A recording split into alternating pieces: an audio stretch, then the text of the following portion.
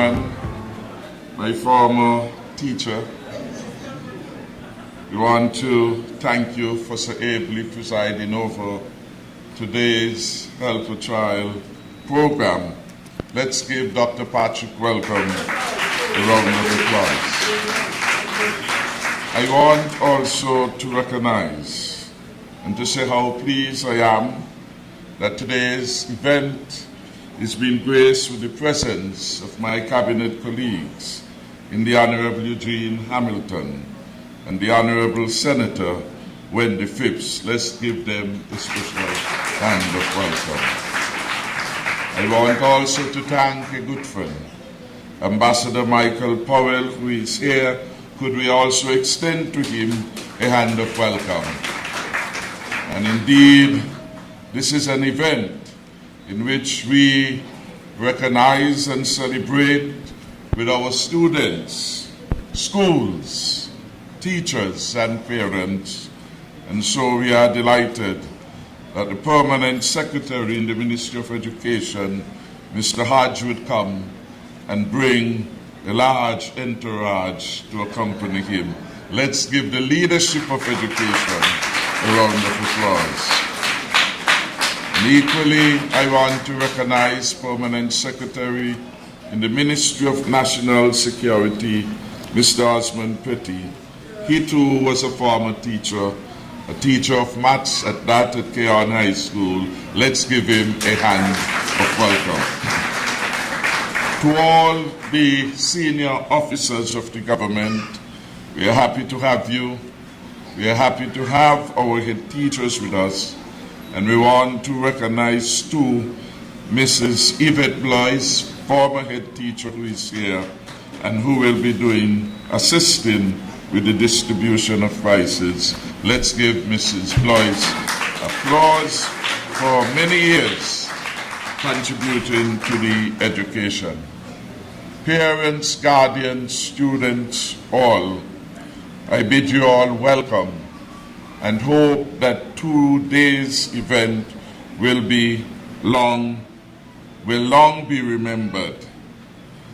I just want to make a few remarks on this occasion because today had been quite a hectic one and we had several events at which I had to speak. I left, as Mr. Welcome said, the event in Keon, where the government unity housing solutions were being delivered to the people. And some 15 lucky persons came up to receive their keys. Today was the turn of the people of number 8. Hopefully next up would be the people of number 7. Wherever direction the program goes though, in every constituency in St. Kitts, the Team Unity Housing Program has unfolded. And so in all of these areas, everywhere, housing solutions will be provided. It's then just a matter of time. I want perhaps to draw a nexus between that event in which we are empowering people through home ownership, in which we are creating comfortable settings for family life, and what we are attempting to do today, empower our young people to be productive and responsible citizens of St. Kitts and Nevis. And I believe that is what nation building is about. Empowering the citizens to be faithful and loyal contributors to the socio-economic development of St. Kitts and Nevis.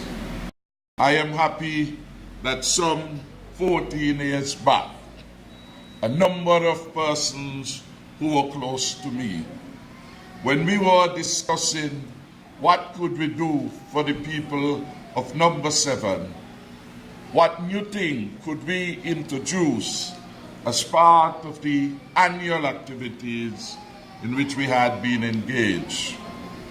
There were persons who came forward and came up with this beautiful idea that we could impact upon students everywhere in the constituency by providing scholarship to those most needy.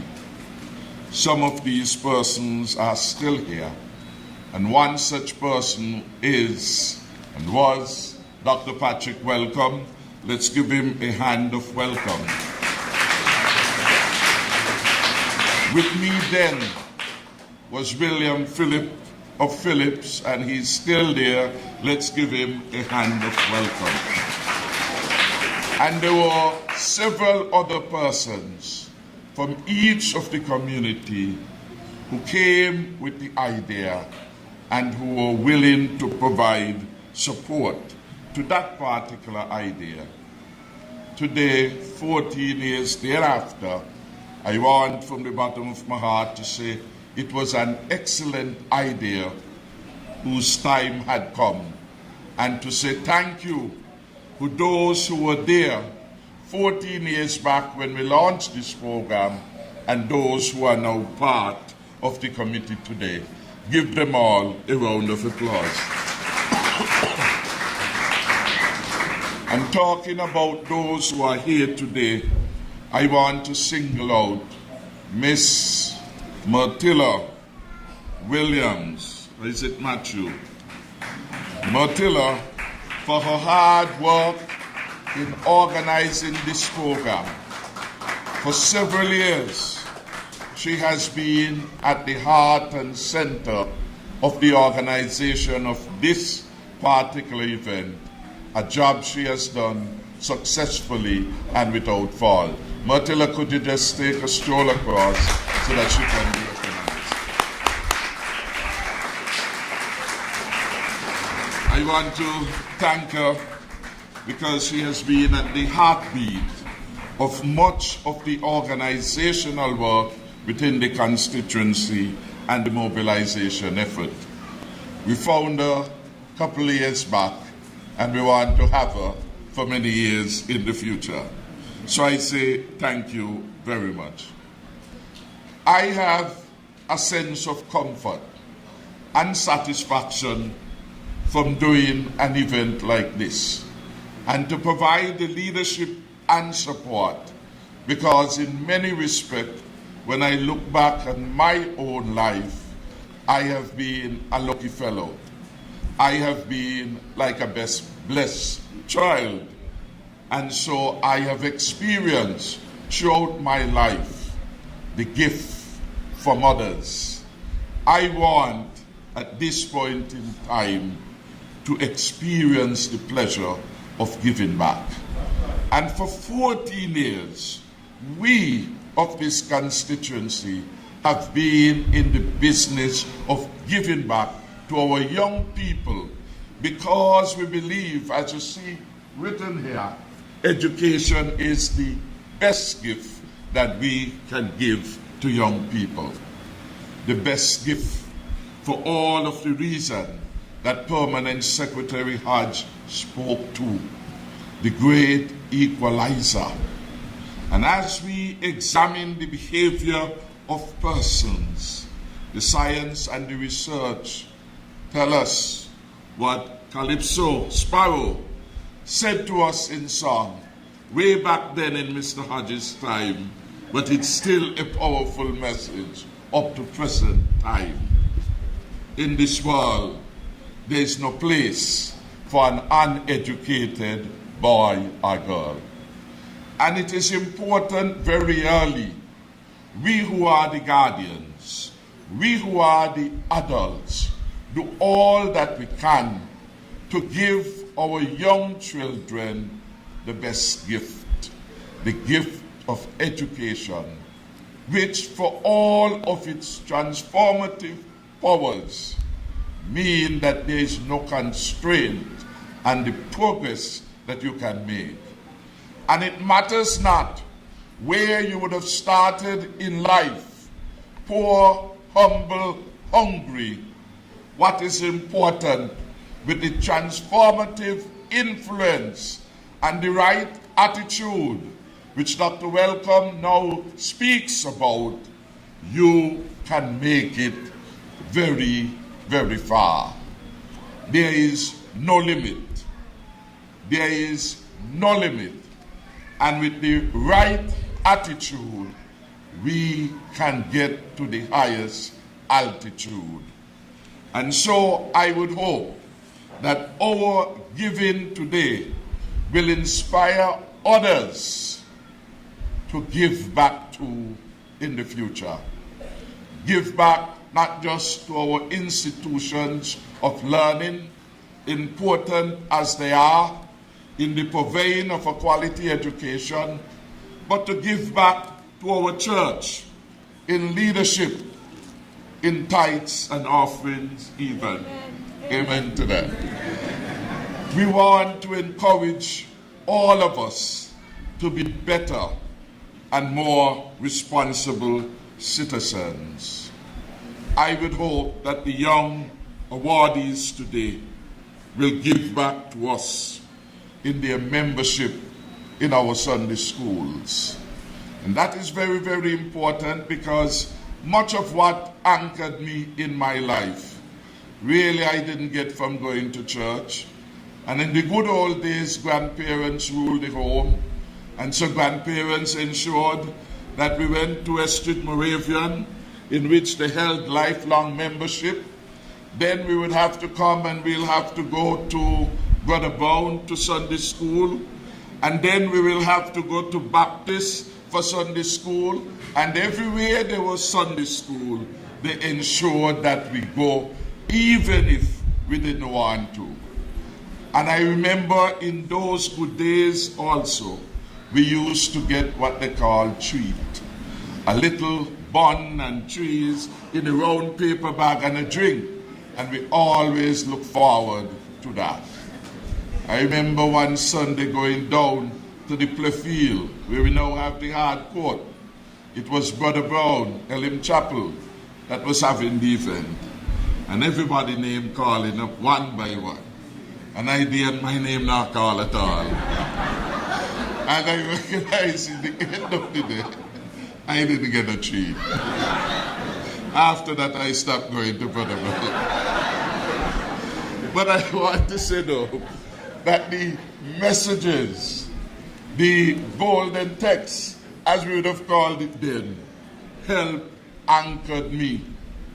The things we learned from our Sunday school, to which we call throughout. Later on in life, they help anchor us and give us that moral compass.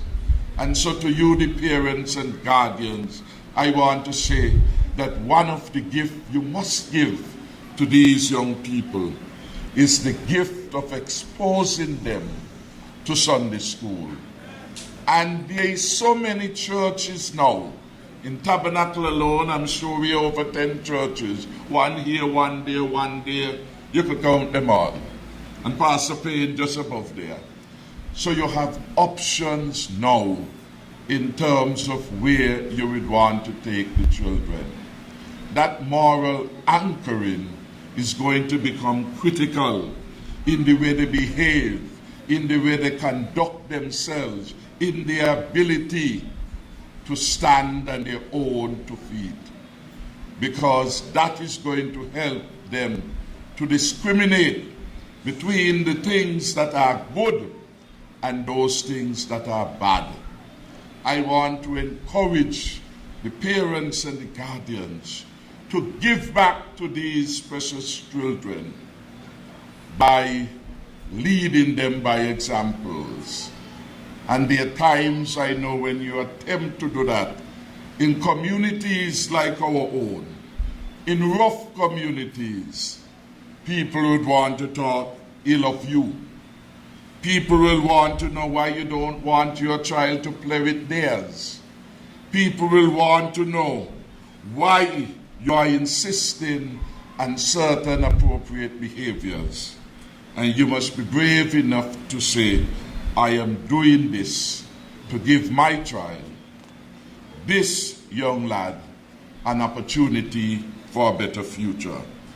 And so I want to warn the guardians that it's not all right to have persons coming into your homes who smoke drugs, who take drugs, who hold guns, and who have guns. You have to take a stand. You have to take a stand.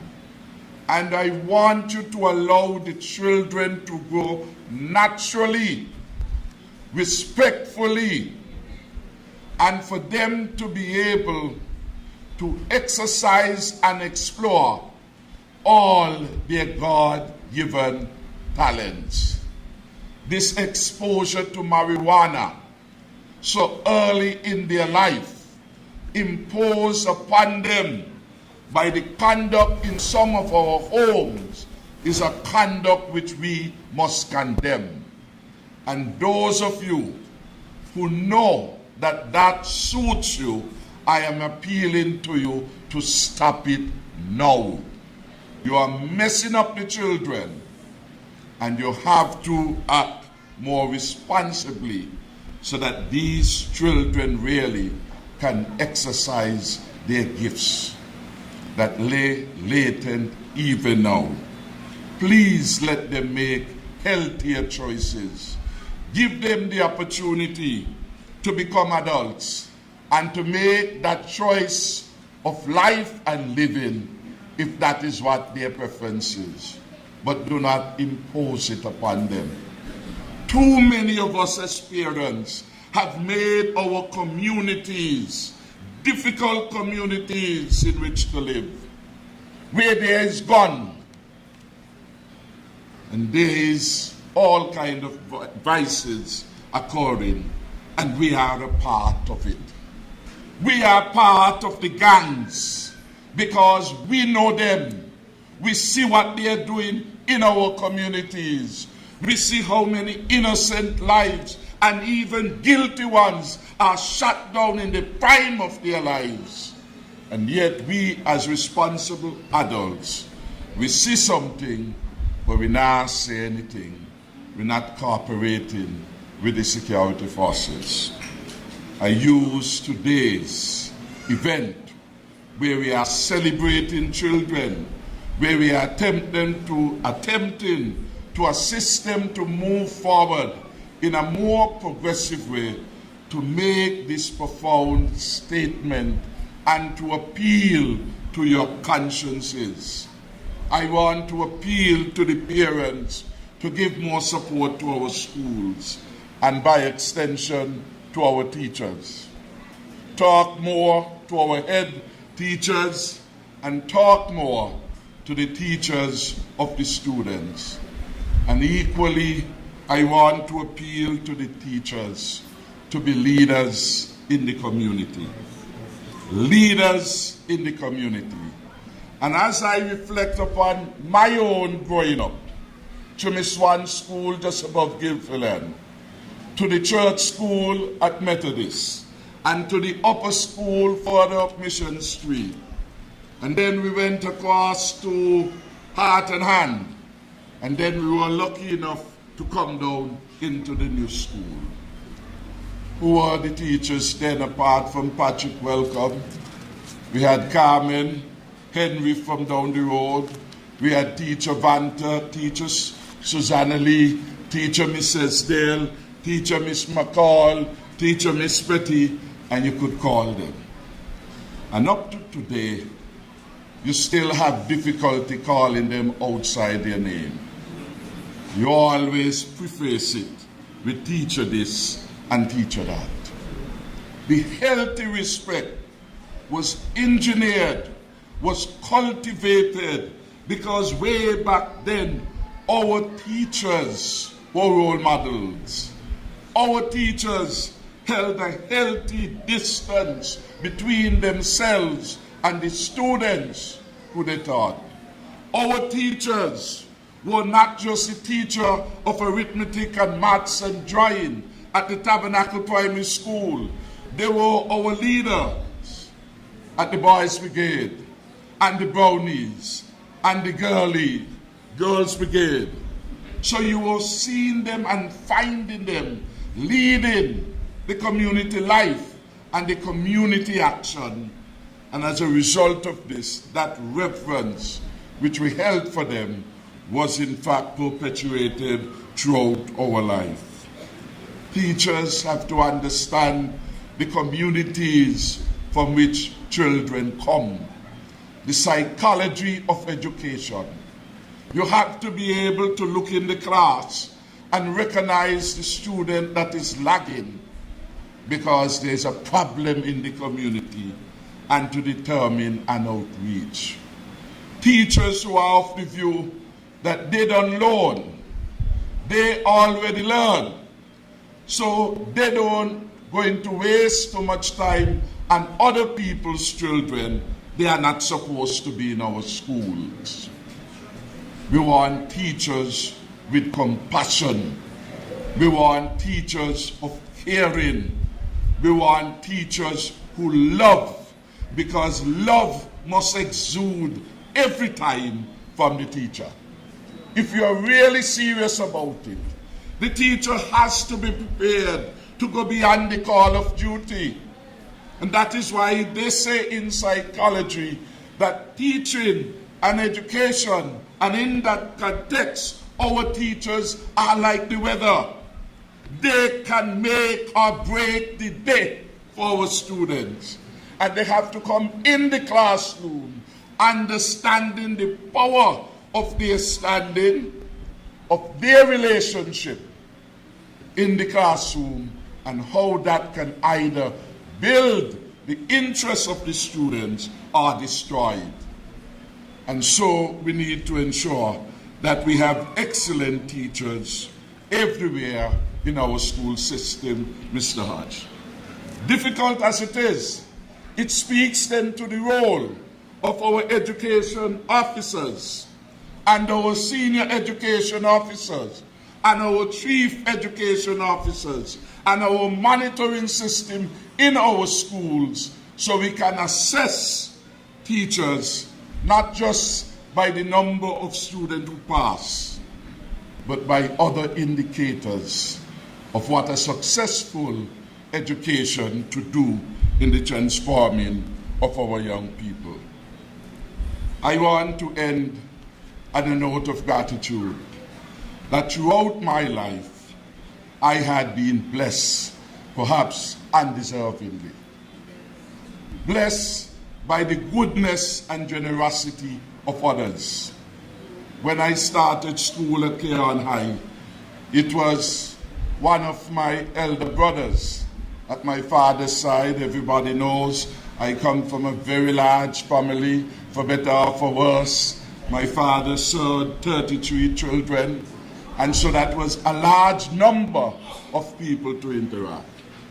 One of the good things that came from having so many of us was that by the time I was ready to go to first form, my brother Lionel was there to buy my school uniform. By the time I was ready to go to sixth form in Bastia, well, I already was there. I remember going into this man's shop on 4th Street, Ishmael, short-faced man, bread and cheese, bread and ham, very popular in those days. And a sister came and she said, "What you doing here? How come your mother didn't send you to come by me, knowing that I'm here in town?" That sister was Vida Nisbet, then a staff nurse, that helped them to ease my burden. And when it was I had pursued studies and undertook what we call then the UWI exam, and had wandered several times and had difficulty in getting the economic costs paid, it was a Professor Robinson who came all the way from Jamaica, met with Constance Richardson at the University of the West Indies, took me to Hector at the Development Bank, and paved the way for me to get the financing to pay my economic costs to university. And at the end of my university life in Barbados, I graduated with a first-class honor, best student in accounting. the struggles that we endure sometimes prepare us for a greater and more difficult journey. When I went on to Trinidad to do my master's without a lot of financial support, I was lucky through performance to win the first ever postgraduate award being offered by the Central Bank of Trinidad and Tobago. And I was like in abundance with money then. Because I, as a student, so big was that award, I was able to send home money to my mother who was there. When I had finished my studies at the university and was planning to come back home, it was Errol Sims, then the head of the Department of Management, who came and said, "You have done such a wonderful job. The university wants to invest in you." And the University of the West Indies, with CEDA, was prepared to invest over $250,000 TNT then to get me into Canada to do a PhD, to come back and to serve them as a professor and a member of their faculty. The rest of that is history. I went off to Canada. The politics interrupted the game plan of the university. I came back. In fact, I reached back on the island after the elections were called. Just a few days, as it were, to mark my name.